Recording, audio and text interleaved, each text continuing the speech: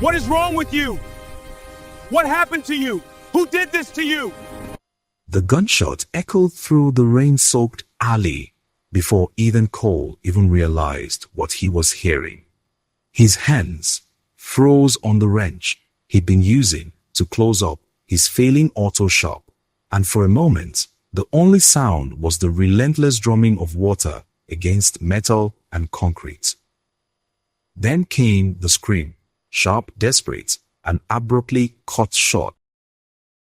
Ethan's heart hammered against his ribs as he moved toward the side door of his garage, every instinct screaming at him to lock up and pretend he'd heard nothing. In this neighborhood, minding your business kept you alive, but something in that scream, something raw and terrified, pulled at him like a hook in his chest. He pushed open the door and stepped into the downpour, the cold rain immediately soaking through his oil-stained work shirt. The alley behind Cole's auto repair was barely lit by a single flickering street light, casting long shadows that danced with each gust of wind. Ethan squinted through the rain, his eyes adjusting to the darkness, and that's when he saw her. A young woman, maybe 23 or 24, lay crumpled against the brick wall about 30 feet away, her body twisted at an unnatural angle, one arm stretched out as if reaching for help that never came. Blood mixed with rainwater, creating dark rivers that snaked across the cracked pavement. Ethan's breath caught in his throat. Every survival instinct he'd developed growing up in the roof-festest parts of Detroit told him to walk away, to go back inside, to call 911 from a distance and let someone else deal with whatever gang violence or drug deal gone wrong had left this girl bleeding in his alley. But he couldn't move backward.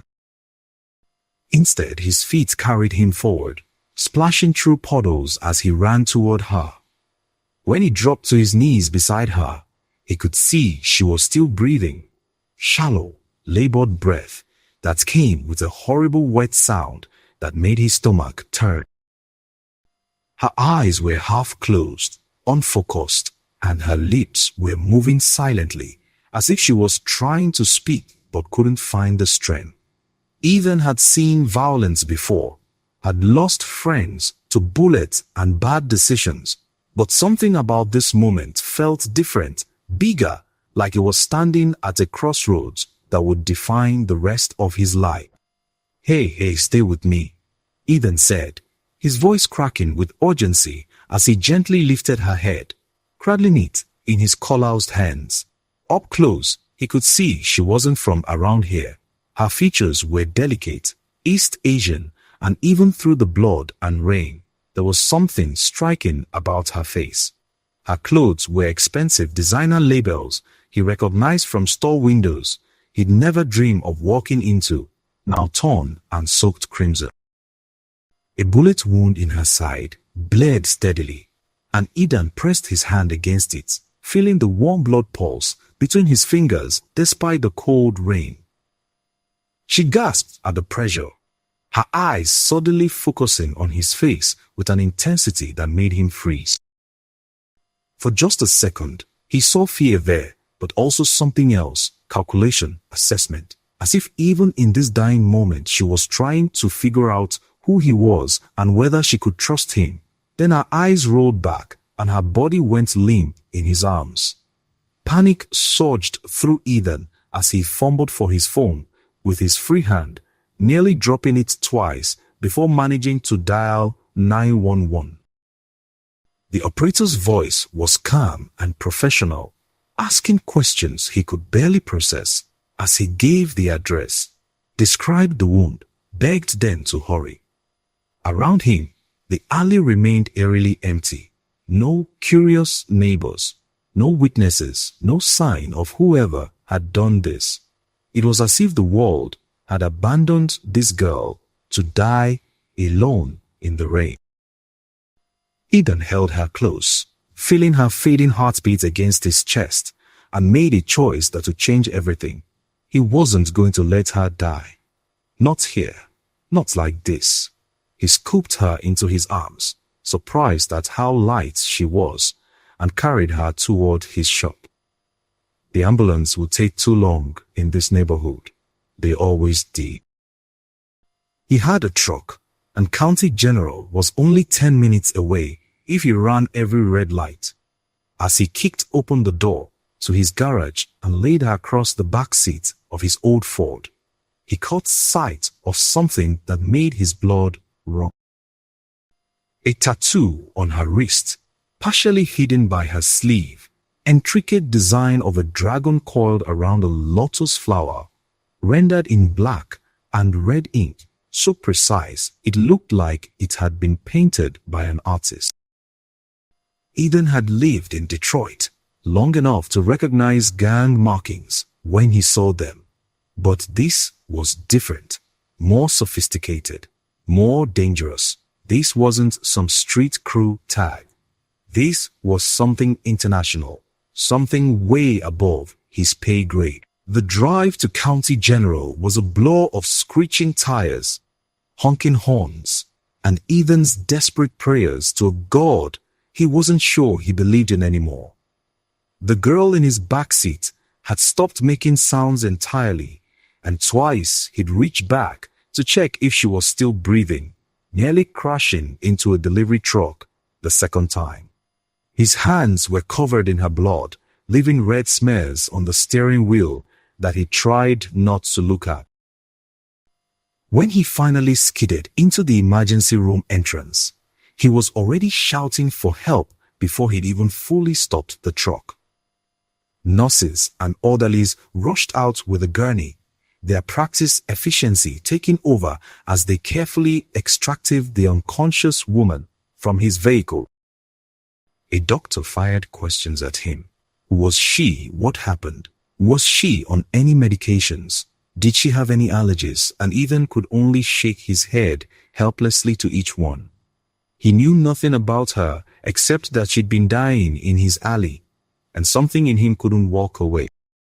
The medical team wheeled her through the automatic doors, and Ethan stood there in the ambulance bay, rain still falling around him, his truck's engine ticking as it cooled, feeling like he'd just run a marathon. A security guard approached, asking him to move his vehicle, and Ethan nodded numbly, climbing back behind the wheel. His hands were shaking so badly he could barely grip the keys. As he pulled into a parking spot, he noticed a black sedan with tinted windows idling across the street from the hospital entrance. Something about it made the hair on the back of his neck stand up. The windows were too dark, the car too clean for this neighborhood, and it had been there when he'd arrived, engine running, not moving. Ethan watched it for a long moment, but nothing happened. No one got out. No one went in. He just sat there, watching. He shook his head, telling himself he was being paranoid, that the adrenaline was making him see threats where there were none.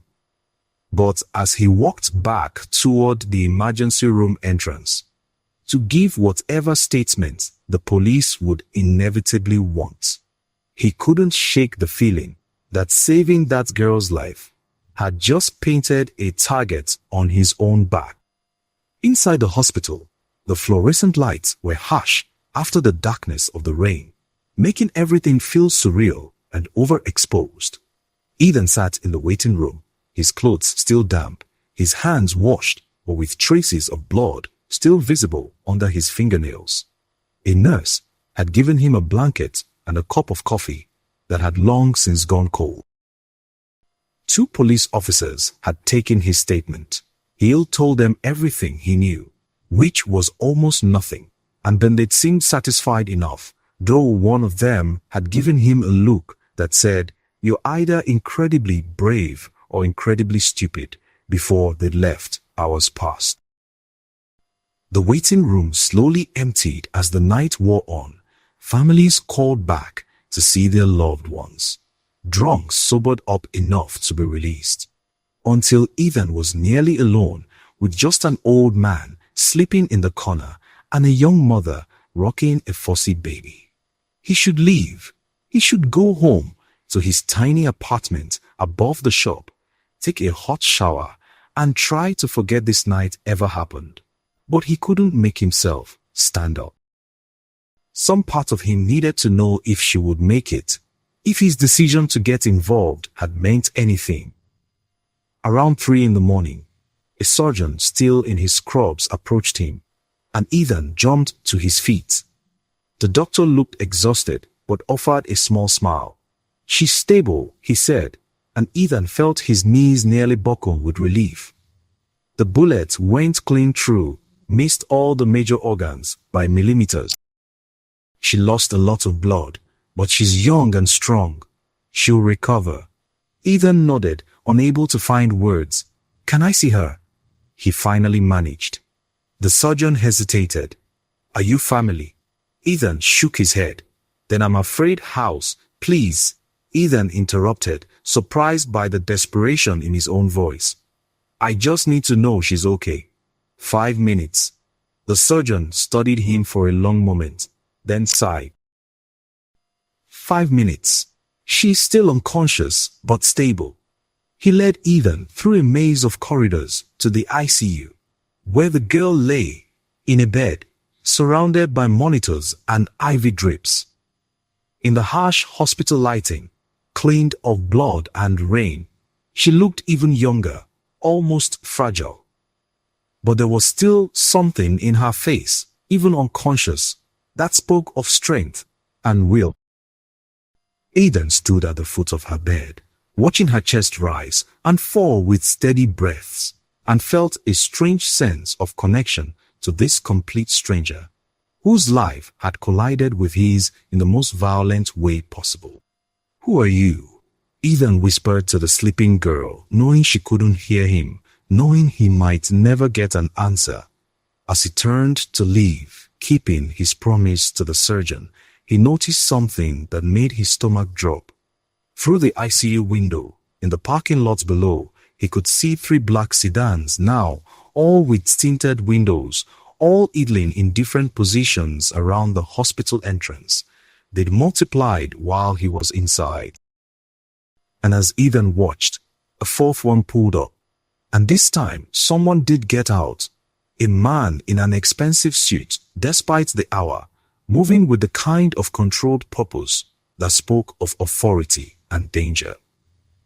The man looked up at the hospital, and even from this distance, Ethan could feel the weight of his gaze sweeping the building. Whoever this girl was, whatever world she came from, it had found her, and now it knew about him too. Ethan's mouth went dry as he realized that saving her life might have been the easy part. The real question was whether he'd survive whatever came next. The man in the suit disappeared into the hospital, and Ethan heard the elevator chime down the hall. He had maybe 30 seconds to decide, run or stand his ground and face whatever was coming. His hands clenched into fists at his sides. He'd made his choice when he picked her up in that alley. There was no going back now. The elevator doors opened, and Ethan turned to face his fate, wondering if this poor mechanic from Detroit had just rescued a dying girl who would cost him everything, or if she was about to become the reason powerful men learned to be afraid of someone like him. Either way, his ordinary life had just ended, and whatever came next would be written in blood, secrets, and consequences he couldn't begin to imagine. If you think Ethan just made the biggest mistake of his life by saving this mysterious girl, hit that like button and drop a comment below. What would you do if you found someone dying in an alley, walk away, or risk everything?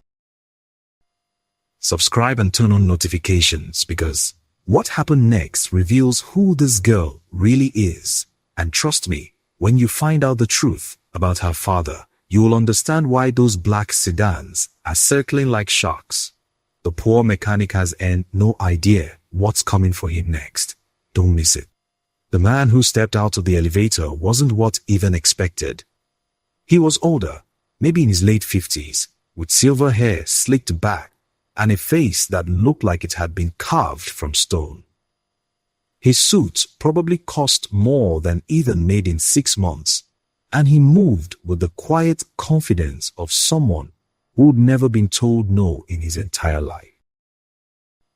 But it was his eyes that made Ethan's blood run cold, dark, calculating, and completely devoid of warmth as they swept the ICU hallway and landed on Ethan like a predator spotting prey.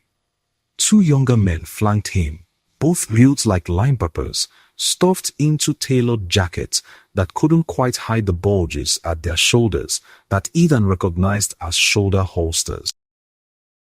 The older man stopped about 10 feet away from Ethan, his gaze shifting from him to the window of the ICU room, where the girl lay unconscious.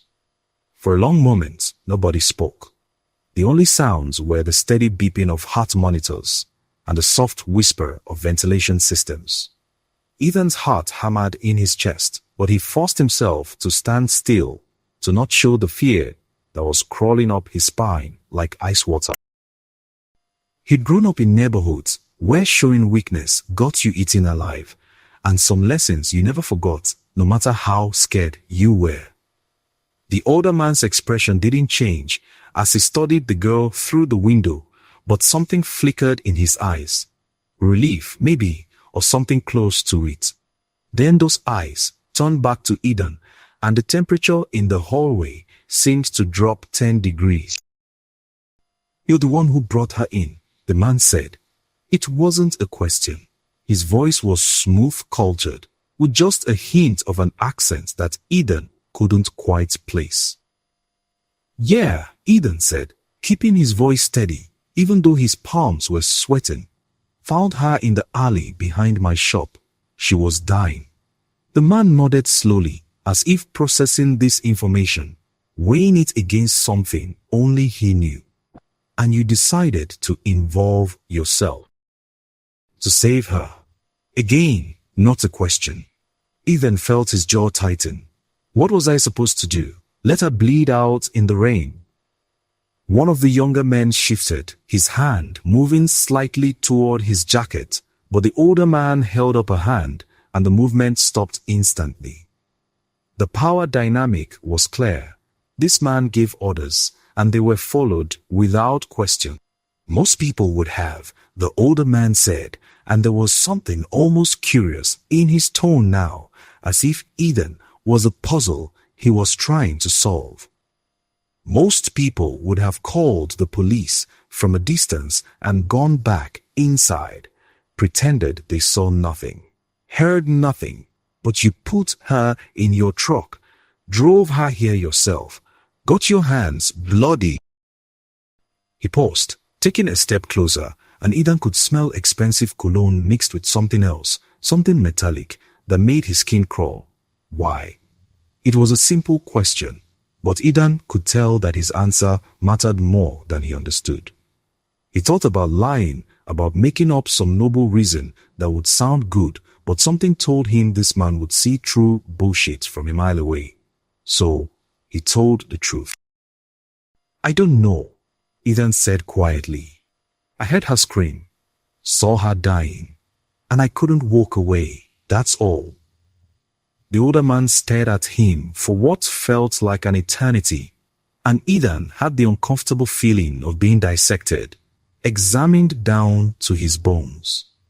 Then, slowly, the man's expression shifted into something that might have been approval, or maybe just acknowledgement. "My name is James Park," he said, and the way he said it made it clear he expected Ethan to recognize the name. When Ethan's expression remained blank, something like surprise crossed Park's face. "You don't know who I am?" Ethan asked, and immediately wondered if that was the wrong thing to say. But Park actually smiled, though it didn't reach his eyes. "Perhaps that's for the best," he said. He glanced back at the ICU room, at the girl connected to machines and monitors. "The woman you saved is my daughter. Her name is Sophia Park, And because of what you did tonight, Mr. Cole, yes, I know your name. I know everything about you now. You've created a situation that is both fortunate and extremely complicated. Ethan felt his stomach drop. The way Park said complicated made it sound like a death sentence. I didn't know who she was. I know, Park interrupted. That much is obvious. If you'd known, you would have run in the opposite direction. He moved to the ICU window, placing one hand against the glass as he looked at his daughter. For the first time, emotion cracked through his controlled exterior. Grief, fear, fury, all barely contained. Someone tried to kill my daughter tonight. Someone declared war on my family. And you, Mr. Cole, stumbled into the middle of it. Eden's mind was racing, trying to process what he was hearing. Park, James Park. The name was starting to ring bells now. Fragments of news reports and whispered conversations in the shop when customers thought he wasn't listening. International business, import-export, connections that reached from Detroit to the West Coast to Asia. And underneath all the legitimate fronts, rumors of something darker, something that made even hardened criminals nervous. You're the Korean Mafia, Ethan said slowly, the pieces falling into place with horrible clarity. Your daughter is far more careful, Park said softly, but there was steel in his voice. Be very careful what you say next. He turned away from the window to face Ethan fully. My business dealings are my own. What matters right now is that my daughter is alive because of you. That carries weight. That creates a debt. Ethan shook his head, taking a step back. I don't want anything from you. I don't want to be involved in whatever Arelatites are already involved. Park cut him off. The moment you touched her, you became part of this. The people who try to kill Sophia will have seen you. They'll have your face, your truck, your shop. They'll be asking who you are and what you mean to her. And they'll come for you to find out. The words hit Eden like a physical blow. He thought about his shop, his small apartment, his quiet life of barely making rent and fixing cars. That life suddenly felt like it was crumbling around him. So what am I supposed to do? He asked, hating how helpless he sounded. Park considered this for a moment. For now, nothing. Go home. Your cars. Live your life. I'll have people watching you, protecting you, without you even knowing they're there. Consider it payment for saving my daughter's life. He paused. But understand this, Mr. Cole. You can't unrebel. You save the Mafia boss's daughter, depending on how things unfold. One of the younger men stepped forward, handing Park a business card that Park then offered to Ethan. It was heavy cardstock, expensive, with nothing but a phone number embossed in silver. If anyone comes asking questions, if anything unusual happens, you call that number immediately. Someone will answer. Someone will come. Do you understand? Ethan took the card with numb fingers, staring at the numbers like they were a death warrant. Yeah, he managed. I understand. Park nodded, then moved past Ethan toward the ICU room door. A nurse tried to stop him, citing visiting hours and ICV protocols. But one look from Park, and she stepped aside, suddenly very interested in her clipboard. Park entered his daughter's room, and through the window, Ethan watched as the stone-faced crime lord gently took his daughter's hand, leaning close to whisper something Ethan couldn't hear. It was such a human moment, so full of obvious love and fear, that for a second Ethan almost forgot the danger this man represented. Almost. The two bodyguards remained in the hallway, positioning themselves on either side of the ICU door like sentries. Neither looked at Ethan, but he could feel their awareness of him, could sense that if he made one wrong move, they'd be on him before he could blink. Adam backed away slowly, not wanting to turn his back on them, and made his way to the elevator. His legs felt like they were made of water, and his hands were shaking again as he pressed the button for the ground floor. As the elevator descended, Ethan leaned against the wall and tried to process what had just happened. He'd saved the girl's life and somehow ended up on the radar of one of the most dangerous men in the city. Maybe in the country. Park had said he'd be protected, but Ethan knew enough about the criminal world to understand that protection from one side often meant you were a target for another. The elevator doors opened to the main lobby, and Ethan stepped out into the pre-dawn darkness. The rain had finally stopped, leaving the streets slick and gleaming under the streetlight. The black sedans were still there, spread out around the hospital perimeter like chess pieces on a board. As Ethan walked to his truck, he noticed more details he'd missed before. Men in cars, watching, waiting. Park's army, keeping his daughter safe, now that he knew where she was. Ethan climbed into his truck, the driver's seat still damp from when he'd carried Sophia to the hospital. There were bloodstains on the back seat that he'd have to clean later, evidence of a night that had changed everything. He started the engine and pulled out of the parking lot, very aware of one of the black sedans falling in behind him at a discreet distance. Protection, Park had called it. It felt more like surveillance. The drive back to his shop took him through streets he'd driven 1,000 times, but everything looked different now, threatening. Every car behind him could be an enemy. Every shadow could hide someone waiting. By the time Ethan pulled into the alley behind Cole's auto repair, the sun was just starting to lighten the eastern sky, turning it from black to deep purple. He parked his truck and sat there for a long moment staring at the spot where he'd found Sophia bleeding in the rain just hours ago. The blood had washed away, but Ethan could still see it in his mind, could still feel the weight of her body in his arms, and the terrifying race against death. He finally climbed out of the truck and unlocked the back door to his shop, stepping into the familiar smell of motor oil and metal. Everything was exactly as he'd left it, but it all felt foreign now, like he was looking at someone else's life. Ethan made his way upstairs to his apartment, stripped off his bloody clothes, and stood under a scalding shower until the water ran cold. When he finally crawled into bed, exhausted beyond measure, sleep wouldn't come. His mind kept replaying the night, the scream, the blood, the surgery wait, Park's cold eyes and colder warnings. And underneath it all, the memory of Sophia's face, pale and unconscious, but somehow still beautiful, still striking. He'd saved her life. He'd done the right thing. So why did he feel like he just signed his own death warrant? His phone buzzed on the nightstand, making him jump. A text from an unknown number. Get some rest. We're watching. You're safe, my JP, said at the message, unsure if he should feel comforted or terrified.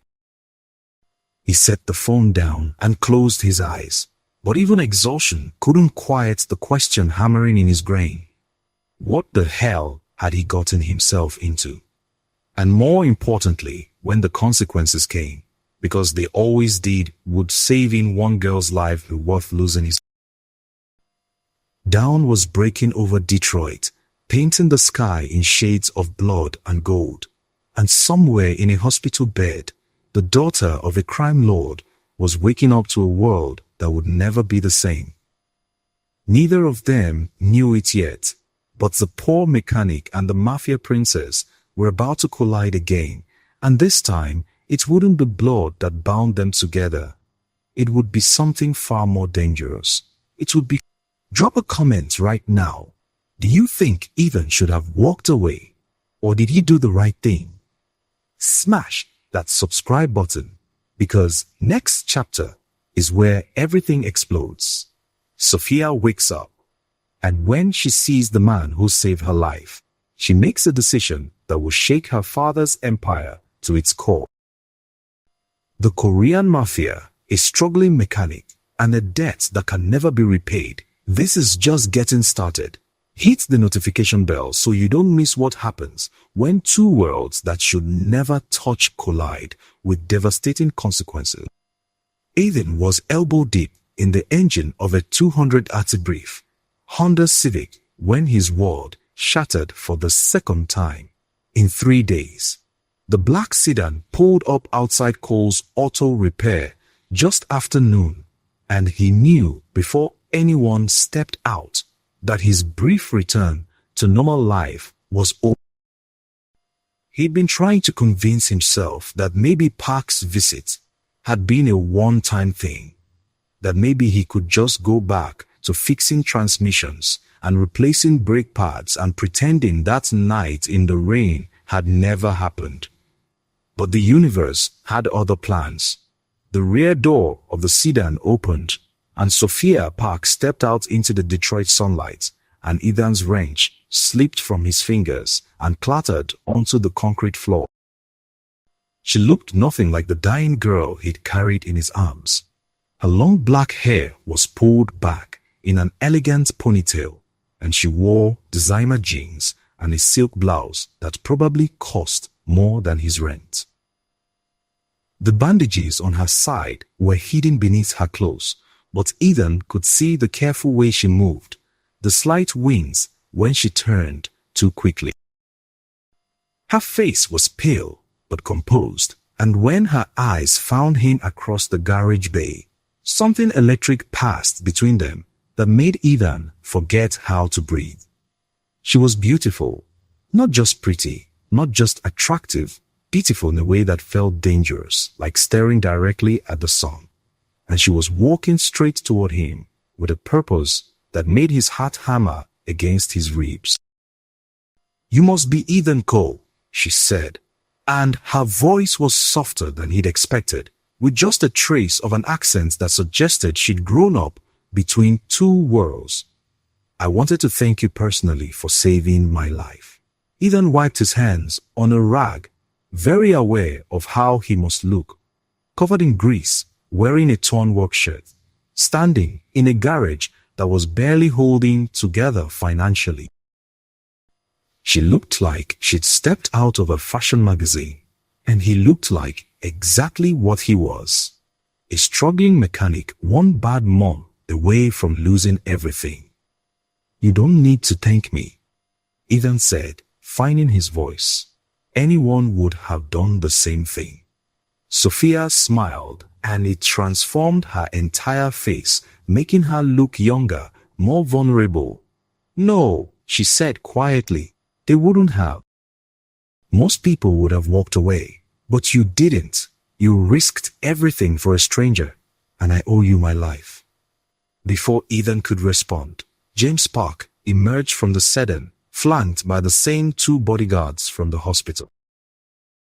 The crime lord's expression was unreadable as he surveyed the auto shop, taking in the cracked concrete, the ancient equipment, the hand-painted sign that was missing half its letters.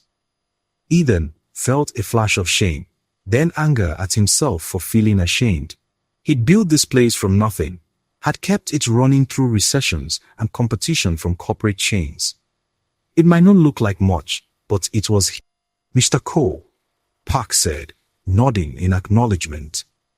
"My daughter insisted on coming here against my advice. She wanted to meet the man who saved her life."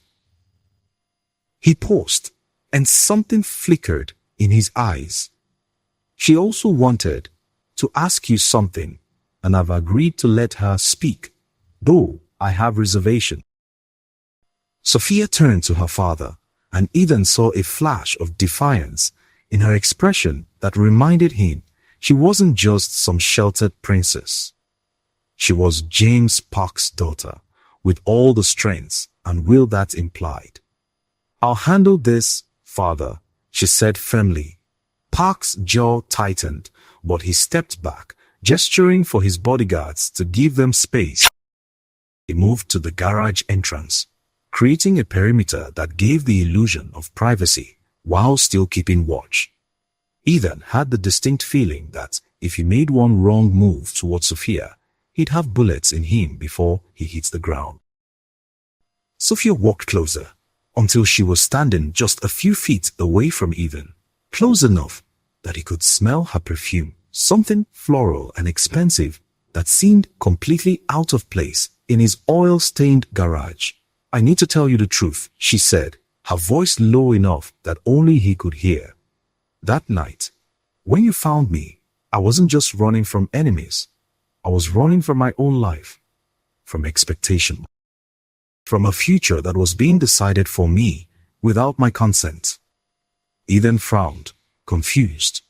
"I don't understand.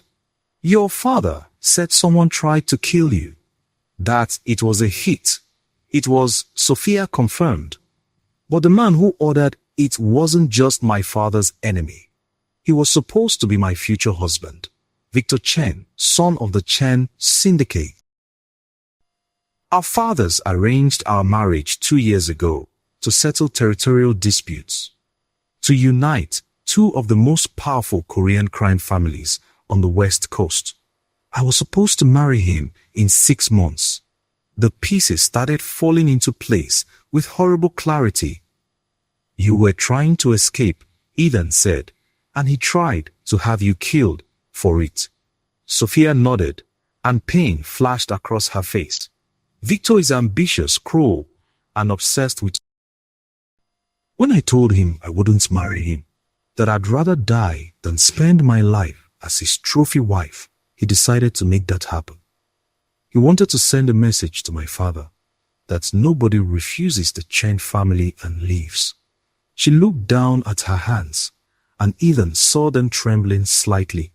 "I thought I could run far enough, hide well enough. I was wrong." The implications of what she was saying crashed over Ethan like a wave. This wasn't just gang violence or a business deal gone wrong. This was a war between crime dynasties, and Sophia was the prize they were fighting over. And he'd stepped right into the middle of it. "Why are you telling me this?" Ethan asked. Though part of him already knew the answer and dreaded it, Sophia looked up at him. Her eyes were fierce, determined. "Because I'm not going back. I'm not marrying Victor Chen. I don't care what agreements our fathers made, what business deals they negotiated. I won't be sold off like property to settle their disputes." She took a breath, and when she spoke again, her voice was shaking but resolute. "My father says, I owe you a life debt. In our culture, in our world, that's sacred. It can never be fully repaid, but it creates a bond that can't be broken. I came here to tell you that I'm claiming that bond, Ethan. I'm asking for your protection." Ethan felt like the ground had dropped out from under him. "Protection? From me? I'm just a mechanic. I can't protect you from crime families and hired killers. Your father has an army ACL mine votes by life," Sophia interrupted. "But they'll also cage me. They'll guard me like a prisoner until my father decides it's safe to hand me over to Victor Chen anyway, because in his world, business agreements matter more than what I want. What I need is someone who saved my life because it was the right thing to do, not because of duty or obligation or business. I need someone who doesn't answer to my father or Victor or anyone else in that world." She stepped even closer, and Ethan could see the desperation in her eyes now. The fear she was trying so hard to hide. "I need someone who can help me disappear. Really disappear. And I'm willing to offer you everything I have to make that happen." Ethan's mind was racing. This was insane. This was suicide. Getting between two mafia families, helping their princess escape an arranged marriage. That was the kind of thing that got you killed slowly and painfully as an example to others. Every instinct for self-preservation he had was screaming at him to say no, to back away, to let this girl and her dangerous world go back where they came from. But then he looked at her face, really looked at it, and saw the same desperation he'd seen in the alley when she'd been dying. She was trapped just as surely as if she'd been bleeding out in the rain. Just a different kind of... "What exactly are you asking me to do?" Ethan said slowly, already knowing he was making a mistake, but unable to stop himself. Relief flooded Sophia's expression. "Hide me. Not here, somewhere else.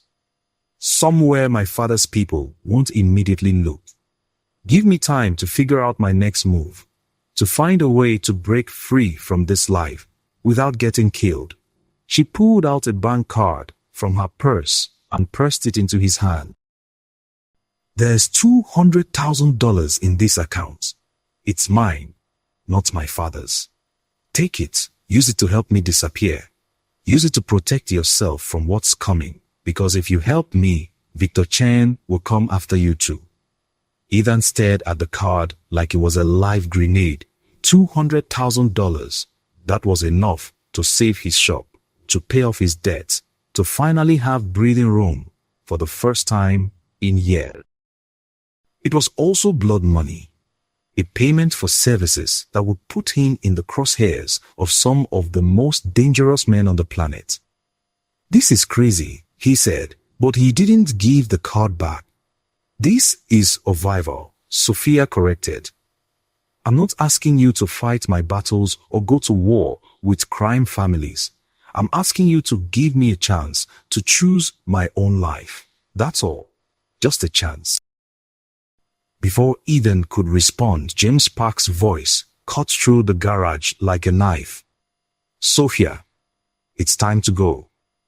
The crime lord had moved closer without Ethan noticing, and his expression was dark with disapproval. He'd clearly been watching them talk, and while he might not have heard the words, he'd read the body language well enough. "We're leaving," Park said, and it wasn't a request. "Your security detail is waiting at the hotel, and we have arrangements to make with the Chen family." Sophia's face went pale. "Father, you can't seriously still be planning show. We'll discuss this in private." Park cut her off, his tone broken, no argument. He looked at Ethan, and there was a warning in his eyes. "Mr. Cole, thank you again for your assistance. Consider our debt to you acknowledged. But my daughter's future is family business, not yours. I trust you understand the importance of staying in your lane." It was a threat dressed up as gratitude, and Ethan understood it perfectly. Stay away from Sophia. Forget what she'd asked him. Go back to fixing cars and mind his own business. The smart play was to nod, agree, and watch her walk away. The smart play was to survive. Ethan looked at Sophia, saw the desperation and defiance warring in her expression, saw a girl being led back to a cage. She'd nearly died trying to escape. He thought about the $200,000 in his hand, about his struggling shop, about the quiet life he'd been barely maintaining. He thought about all the practical, sensible reasons to let her go. Then he thought about the scream in the alley, about carrying her dying body in his arms, about the choice he'd made to save a stranger because it was the right thing to do. Some choices defined who you were. Some choices you couldn't walk away from and still look at yourself in the mirror. "Mr. Park," Ethan said, his voice steady despite the fear coursing through him. "With all due respect, your daughter is a grown woman who makes her own choices.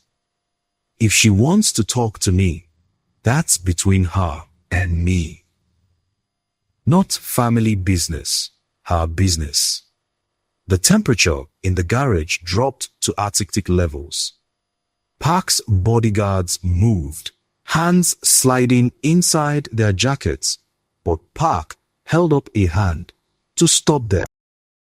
He stared at Ethan with eyes that had ordered deaths and destroyed lives, and even forced himself not to look away, not to show the terror that was turning his insides to water. "You have no idea what you're involving yourself in," Park said quietly, and there was something almost like pity in his voice. "No idea what forces you're challenging or what consequences will follow." "Maybe not," Ethan agreed. "But I know what's right. And forcing your daughter into a marriage she doesn't want, with a man who tried to kill her, that's not right. Life death or no life death, I can't stand here and watch that happen." Sophia was staring at him with an expression Ethan couldn't quite read. Shock, gratitude, fear, and something else that made his heart race. Park was silent for a long moment, his face unreadable. Then, slowly, he nodded. "You have courage, Mr. Cole. Foolish courage, but courage nonetheless." He turned to his daughter. "If this is truly what you want, Sophia, then make your choice. But understand that once you step outside my protection, I cannot guarantee your safety. The Chen family will come for you, and they will come for anyone who helps you. This mechanic has no idea what he's signing up for, and neither do you." Sophia looked at her father, then at Ethan, and in that moment, Ethan saw her make a decision that would change both their lives forever. "I choose him," she said quietly. "I choose my freedom." And just like that, a struggling mechanic from Detroit became the most wanted man in 2 crime families, all because he couldn't walk away from a girl who needed saving. Again, if your jaw just dropped, smash that like button and drop a comment. Did Ethan just sign his own death warrant, or is this the bravest thing you've ever seen? Subscribe now, because next chapter is where the Korean Mafia and the Chen Syndicate go to war. And guess who's caught in the middle? Victor Chen is about to show Ethan exactly what happens when you steal a mafia boss's fiancés. And trust me, it's going to be brutal. Hit that notification bell, because the poor mechanic is about to learn that love and loyalty come with a price paid in blood. You do not want to miss what happens next.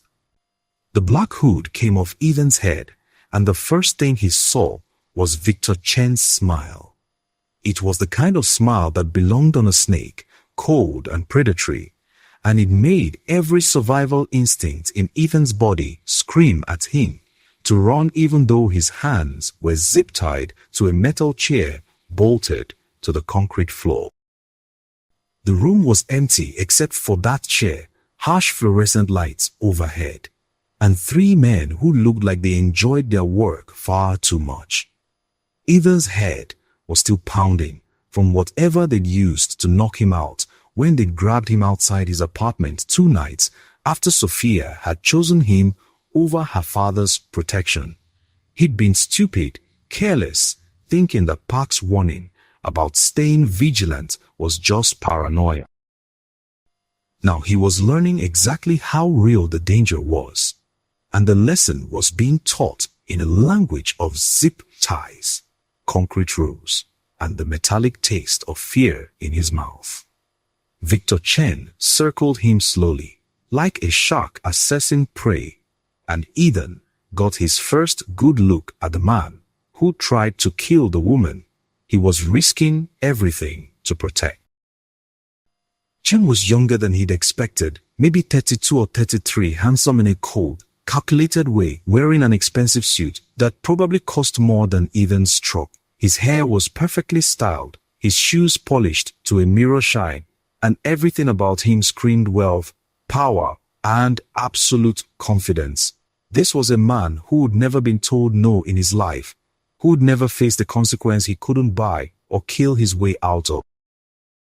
and Ethan had just stolen his future wife. Ethan Cole, Victor said, and his English was perfect, without even a trace of an accent. The poor mechanic who thinks he's a hero. Do you have any idea how much trouble you've caused me? Ethan's mouth was dry, but he forced himself to speak. Good. You tried to kill her. You deserve trouble. Victor's smile widened, and he nodded to one of his men. The punch came out of nowhere, slamming into Ethan's ribs with enough force to knock the air from his lungs. Pain exploded through his chest, and he gasped, fighting not to vomit, as stars danced across his vision. When he could breathe again, Victor was crouching in front of him, close enough that Ethan could smell his cologne. Let me explain something to you, Victor said conversationally, as if they were discussing the weather and not the beating Ethan was about to receive. Sophia Park is not your girlfriend. She's not your friend. She's not even really a person to people like us. She's a business asset, a treaty, a way to unite two powerful families and prevent a war that would cost millions and destroy lives. Her father and mine spent 2 years negotiating that arrangement, and it was perfect until she decided to be. She is a human being. Ethan managed through gritted teeth, tasting blood in his mouth. She gets to choose her own life. Victor laughed, and it was genuinely amused, as if Ethan had just told the funniest joke he'd ever heard. Choose. You really don't understand our world at all, do you? People like Sophia don't get to choose. People like you don't matter enough to have opinions. You're a mechanic from a failing shop in a bad neighborhood, and you somehow convinced yourself that you could protect a mafia princess from forces you can't even comprehend. He stood up, brushing imaginary dust from his pants. I'm going to make this very simple for you, Ethan. You're going to tell me where Sophia is hiding. You're going to call her and tell her that you've changed your mind, that protecting her isn't worth the risk, and that she should go back to her father, where she belongs. And then you're going to disappear from her life forever. If you do all of this, I'll let you leave. You can go back to your pathetic little shop and your pathetic little life, and we'll forget you ever existed. Ethan looked up at him, meeting those cold eyes directly. Every part of his body was screaming at him to agree, to take D out. He was being offered to save himself while he still could. He thought about his shop, about the quiet life he built, about how much easier it would be to just walk away. Then he thought about Sophia's face when she told him about being forced into this marriage, about the desperation in her eyes, about the way she'd looked at him when he'd stood up to her father.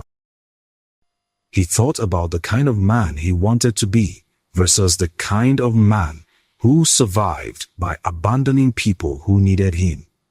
No, Ethan said quietly. Victor's expression didn't change, but something dangerous flickered in his eyes. No, I'm not telling you where she is. I'm not calling her, and I'm not walking away. Ethan's voice got stronger as he spoke, fed by a defiance he didn't know he had. You tried to kill her because she wouldn't marry you, because your ego couldn't handle being rejected. You're not getting another chance to hurt her. Not through me. For a long moment, Victor just stared at him, and Ethan could see him reassessing, recalculating. Then he sighed, like a teacher disappointed in a student who'd failed an easy test. I was hoping you'd be smarter than this, Victor said. I really was. But if you want to play the hero, then you'll learn what happens to heroes in the real world. He nodded to his men, and they moved forward with the casual efficiency of people who'd done this many times before. The next hours blurred into a nightmare of pain that Ethan would never be able to fully describe or forget. They didn't use knives or guns that would have been too quick, too permanent. Instead, they used fists and feet and psychological torture, always stopping just short of anything that would cause permanent damage, always giving him time to think about how easy it would be to just give up and tell them what they wanted to know. They asked him questions about Sophia's location, about her plans, about James Park's security arrangements. When Ethan didn't answer, because he genuinely didn't know most of it, and wouldn't have told them the parts he did know, they made him regret his silence. Between the beatings, Victor would return, always calm, always polite, offering water and medical attention if Ethan would just cooperate. It was a rhythm designed to break people, and Ethan could feel himself cracking under the pressure. But every time he got close to breaking, he'd remember why he was here. Not because he was brave or noble or heroic, because a girl had asked him for help, and he'd said yes, and that meant something. It had to mean something, or nothing in his life meant anything. During one of the breaks, Evan had lost track of time, didn't know if it had been hours or days. Victor sat across from him with a tablet, pulling up surveillance photos. "Do you know what I find fascinating about you?"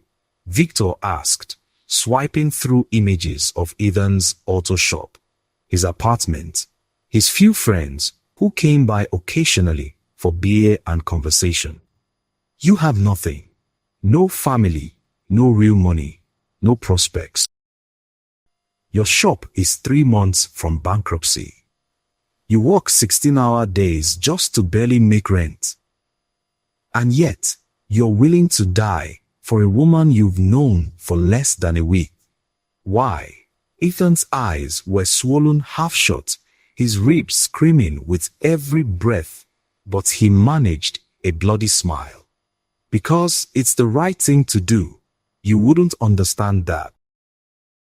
Victor leaned forward, and for the first time, Ethan saw real anger crack through his polished exterior.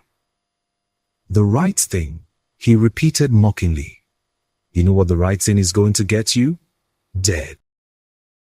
Sophia will marry me anyway. Her father needs this alliance, and eventually he'll convince her or force her. You'll die for nothing, achieve nothing, and be forgotten before your body's even cold. That's the reality of being righteous in a world run by people like me." Maybe Ethan admitted, because there was no point in denying it. "But at least I'll die knowing I tried." "What will you die knowing?" "That you forced a woman to marry you.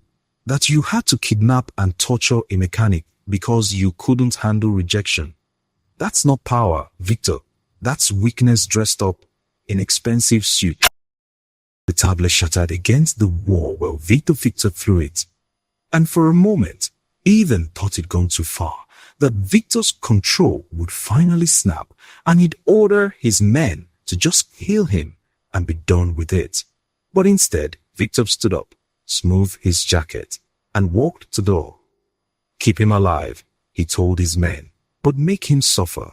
I want him begging to tell us where she is by tomorrow." The door slammed and the beating resumed, worse than before. But somewhere in the pain, Ethan found something that almost felt like peace. He'd made his choice, and he'd stick to it no matter what it cost. Hours, or maybe days later, Ethan's sense of time had completely dissolved, some changed. The beatings stopped, and his captors seemed distracted, checking their phones, whispering to each other with urgent expressions. Ethan could barely lift his head, could barely think through the fog of pain and exhaustion, but he sensed that something had shifted. The door burst open, and one of Victor's lieutenants rushed in, speaking rapidly in Korean. Ethan didn't understand the words, but he understood the tone. Panic. Something had gone wrong. Victor returned, and for the first time since this nightmare had started, he looked rattled. His perfect composure was cracking, his movements sharp and agitated. He grabbed Ethan by the collar, jerking his head up, What did you tell her? Victor demanded. What did Sophia somewhere he didn't get to finish? The distant sound of sirens cut through the air, getting closer, multiple vehicles moving fast. Victor's face went pale and he released Ethan, stepping back. How? He hissed. How did they know? Ethan managed a broken laugh that sent fresh waves of pain through his ribs. You're not as smart as you think you are, he gasped out. And you really shouldn't have underestimated her. The truth was, Ethan had no idea how the police had found him. He'd been unconscious when they brought him here, had no way to contact anyone, no way to call for help. But watching Victor's world fall apart around him, seeing that smug confidence finally crack into real fear, Ethan didn't care about the how. He just cared that it was happening. Victor was shouting orders now, his men scrambling to destroy evidence and prepare escape routes. But the sirens were too close, too many. Someone had tipped them off with precision, had given them exact locations and timing. Someone who knew Victor's operations well enough to cut off every exit. The door exploded inward with a crash of splintering wood, and suddenly the room was full of police, in tactical gear, weapons drawn, shouting commands in English and Korean. Victor's men dropped their weapons and raised their hands, knowing when they were beaten. Victor himself stood frozen, watching his carefully constructed world collapse in real time. An officer rushed to Ethan, cutting the zip ties and calling for paramedics. You're safe now, the officer said, and Ethan wanted to laugh at the absurdity of it. Safe, he'd never be truly safe again, not after stepping into this world. But he was alive, and Victor was in handcuffs, and somehow that felt like victory. As the paramedics loaded him onto a stretcher, Ethan caught a glimpse of Victor being led away, and their eyes met one final time. She's never going to be yours, Ethan said, his voice barely above a whisper, but carrying across the chaos. No matter what happens to me, she'll never forgive you for this. You lost. Victor's face twisted with rage, but before he could respond, the officers pulled him away. Ethan closed his eyes as they carried him out into the night air, tasting freedom and blood in equal measure. Somewhere out there, Sophia had figured out where he was and had brought down the full force of the law on Victor Chen. She'd saved him, just like he'd saved her. The thought made him smile despite the pain. As the ambulance doors closed and the vehicle pulled away from the warehouse where he'd been held, Ethan realized something that made everything he'd endured worth it. Love wasn't just about the grand gestures or the dramatic rescues. It was about the choices you made when everything was on the line, about who you became when tested by fire. He'd passed that test. Now he just had to survive long enough to see what came next, and to find out if a poor mechanic and a mafia princess could actually build something real from the ashes of the war they'd started. Comment below if you're screaming right now. Did Sophia just destroy Victor's entire operation to save Ethan? Hit that like button and subscribe, because next chapter is the final and you will not believe how this ends. Will James Park accept Ethan, or will the Korean mafia make him disappear? Can love really conquer crime families and arranged marriages? The poor mechanic and the mafia princess are about to face their final battle, and the ending will leave you speechless. Smash that notification bell now, because this conclusion is going to be EPA. He then woke up in a hospital room that was far nicer than the one where he'd first watched over Sophia. And for a confused moment, he thought maybe the entire nightmare had been a dream. Then pain crashed through his body like a wave, reminding him that every broken rib, every bruise, every cut was horrifyingly real. His eyes adjusted to the soft lighting, and the first thing he saw was Sophia sitting in the chair beside his bed, her face pale with exhaustion and streaked with tears she tried to hide. When she realized he was awake, relief flooded her expression so completely that it transformed her entire face, making her look younger, more vulnerable. She reached for his hand carefully, as if afraid he might break, and even felt her fingers trembling against his. "You're awake," she whispered, her voice cracking. "The doctor said you'd be okay, but I couldn't believe it until I saw you open your eyes. Even, I'm so sorry. This is all my fault. Victor took you because of me, because I asked you to help me, because I was selfish and didn't think about what it would cost you." Ethan tried to speak, but his throat was dry and his jaw ached. Sophia quickly grabbed a cup of water with a straw, holding it to his lips with such gentleness that it made his heart ache. After he'd drunk enough to wet his throat, he managed to croak out the words that had been burning in his chest since the police had carried him out of that warehouse. "How did you find me?" Sophia's expression shifted to something fierce and determined, and in that moment, Ethan saw the daughter of James Park, saw the strength and intelligence that came from growing up in a world where weakness meant death. "I knew Victor would come for you," she said. "The moment I chose you over my father's protection, I knew he'd try to use you against me. So I had my father's people tracking Victor's movements, monitoring his properties, watching his associates. When you disappeared, I knew exactly who had taken you, and I made my father help me find which of Victor's warehouse you were being held in." She paused, and tears spilled down her cheeks, despite her attempt to remain composed. "But my father wanted to handle it his way, through negotiation and backroom deals that would take days while Victor tortured you. I couldn't wait that long. I couldn't let you suffer for me while powerful men played their game. So I went to the police with everything, recordings of Victor confessing to ordering my assassination, financial records of his illegal operations, locations of his smuggling routes, names of corrupt officials he'd bribed. I burned down his entire empire to save you." The weight of what she was saying settled over Ethan like a blanket. Sophia had betrayed the unwritten rules of her world, had broken the code that said crime families handle their own business without involving law enforcement. She'd crossed a line that could never be uncrossed, and she'd done it for him. "Your father must be furious," Ethan said, already knowing the answer. Sophia nodded, wiping at her tears. "He's beyond furious. He said, I've dishonored our family, destroyed years of careful diplomacy, made enemies of the chain syndicate that will take decades to repair. He said that by going to the police, I've proven I don't understand the world I was born into, that I'm too weak to survive in it."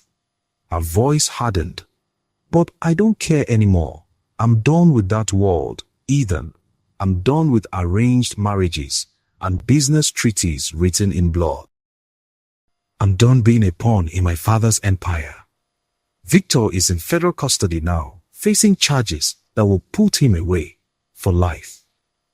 The Chen family's operations are in chaos, and my father knows that if he tries to force me back into that life, I have enough information to bring his empire down too." Ethan stared at her, seeing the transformation that had taken place. The frightened girl running from her destiny had become a woman who'd scorched the earth to save someone she cared about. It was terrifying and beautiful at the same time. "You gave up everything," he said quietly. "Your family, your protection, your entire life. For me, a mechanic you barely know." Sophia squeezed his hand tighter, leaning closer so he could see the absolute certainty in her eyes. "I gave up a prison," she corrected. "You gave me the first real choice I've had in years. You risked your life when you didn't have to. Stood up to my father when anyone with sense would have backed down, and refused to betray me, even when Victor was breaking you piece by piece. You showed me what real courage looks like, what real love looks like. Not the twisted obligation my father calls family loyalty, or the possessive obsession Victor called devotion. You taught me that I'm worth saving, worth choosing, worth fighting for. How could I do anything less for you? Before Ethan could respond, the hospital room door opened, and James Park walked in flanked by his ever-present bodyguards. The crime lord looked older than Ethan remembered, as if the past week had aged him years.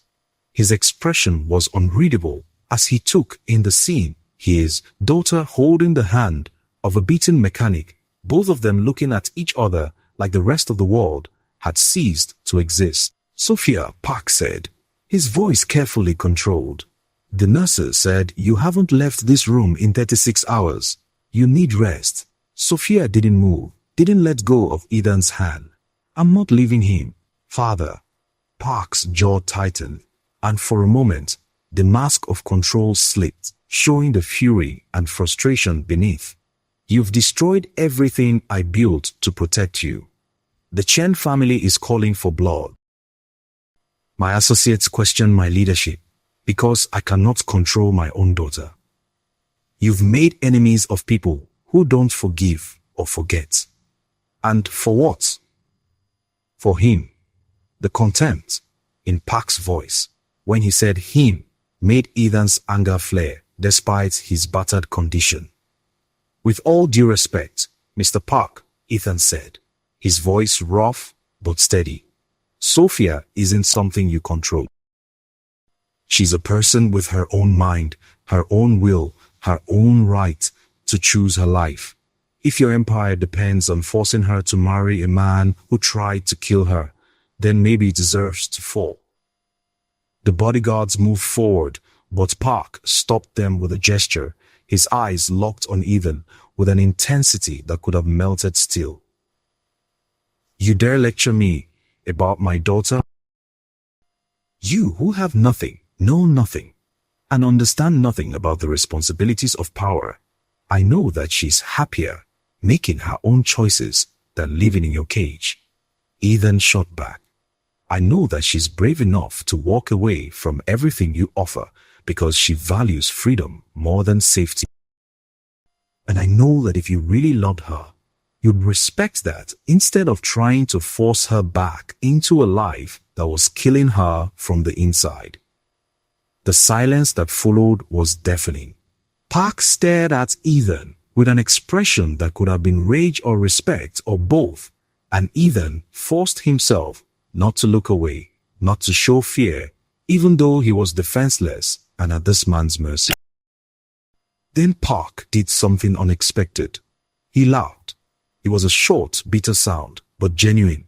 You're either incredibly brave or incredibly stupid, Park said, echoing the same assessment he'd made when they'd first met. I haven't decided which. He turned his attention to Sophia, and his expression softened slightly. Is this really what you want? A life with a mechanic who can barely afford his rent, no protection, no family support, no resources. You'll be a target for every enemy I've made, and I won't be able to shield you if you walk away from me. Sophia stood up, still holding Ethan's hand, and faced her father with her chin raised. It's what I want, she said firmly. I choose, Ethan. I choose freedom. I choose a life where I'm not a business transaction or a peace treaty. If that means I'm a target, then so be it. I'd rather die free than live in a golden cage. Park looked at his daughter for a long moment, and Ethan saw emotions warring in his face, anger, pride, grief, and something that might have been understanding. When he spoke again, his voice was quieter, almost sad. You're more like me than you know, Sophia. Stubborn, proud, willing to burn everything down for what you believe in. Your mother had that same fire. He paused, but if this is truly your choice, then I will respect it. Not because I agree with it, but because you've proven you're willing to fight for it, willing to sacrifice for it. That earns my acknowledgement, if not my blessing. He reached into his jacket, and the bodyguards tensed, but he pulled out a simple envelope and placed it on the hospital table beside Ethan's bed. Inside is information for a bank account with $5 million. Consider it your inheritance, Sophia, given now instead of when I'm dead. Use it to build whatever life you want. I won't try to control you anymore, but I also won't be there to protect you when the consequences of your choices catch up to you. Sophia's eyes filled with tears. Father, so not abandoning you, Park interrupted. If you're truly in danger, if you truly need me, call and I will come. But you've made it clear you don't want to live in my world, so I'm giving you the resources to build your own. Don't waste it. Don't make me regret this. He turned to Ethan, and his expression hardened again. As for you, mechanic, understand this. You won my daughter's heart, but that doesn't mean you've won my trust. You will protect her with your life. You will treat her with the respect and love she deserves. And if you ever fail her, if you ever hurt her or betray her, there is nowhere on this earth you can hide from me. I may respect her choices, but I am still her father, and I will destroy anyone who makes her regret those choices. Are we clear? Ethan met Park's eyes and nodded. Crystal clear, sir, and you have my word. I'll spend every day proving I'm worthy of her choice. Park studied him for another long moment, then nodded curtly. See that you do. He moved toward the door, then paused and looked back at Sophia one more time. Be happy, daughter. That's all I ever wanted for you, even if I had a terrible way of trying to make it happen. The door closed behind him, and suddenly the room felt larger, emptier, as if a great weight had been lifted. Sophia collapsed back into her chair, her whole body shaking with sobs of relief and grief and 1,000 other emotions. Ethan pulled her closer, despite the pain it caused his broken ribs, letting her cry against his shoulder while he stroked her hair with his unbandaged hand. They stayed like that for a long time. Two people from impossible worlds who found each other in the worst circumstances and somehow made it through to the other side. Eventually, Sophia's tears slowed, and she pulled back to look at him, her eyes red but filled with something that looked like hope. What happens now? She asked. I have no idea how to be normal. I've never had a job, never paid bills, never lived without bodyguards and drivers. I don't know how to be the person I want to be. Ethan smiled despite the pain. Then we'll figure it out together. I can teach you about cars and budgets and living paycheck to paycheck. You can teach me about whatever rich people know. He paused, and maybe, if you want, we can use some of that $5 million to fix up my shop, make it into something real. Something we build together. Sophia's face lit up with the first genuine smile he'd seen since he'd woken up. I like that. I like that a lot. She leaned down and kissed him gently, carefully, mindful of his split lip and bruised face. When she pulled back, she was crying again, but this time they were happy tears. Thank you, she whispered, for saving me, for showing me what love is supposed to look like. Thank you for the same, Ethan replied. 6 months later, Ethan stood in front of Cole's Auto Repair, now Cole and Park Automotive, watching the sun set over Detroit and marveling at how much could change in such a short time. The shop had been completely renovated, expanded, filled with new equipment, and a crew of mechanics Ethan had hired and trained himself. Business was booming, word of mouth spreading about the quality work and honest prices. Sophia came out of the office wearing jeans and a work shirt, her hair tied back in a practical ponytail, looking nothing like the Mafia princess who'd stumbled into his life bleeding and desperate. She'd enrolled in business classes at the community college, was learning accounting and management, and had thrown herself into running the business side of the shop with the same intensity she'd once used to survive in her father's world. She'd found purpose, found freedom, found herself, and somewhere along the way she'd found home. Ethan pulled out a small box from his pocket, his heart hammering with the same intensity it had that rainy night when he'd first found her dying in the alley. "Sophia," he said, and she turned to him with a smile that still made his breath catch. "I know we've only known each other for 6 months. I know this is crazy and fast and probably stupid.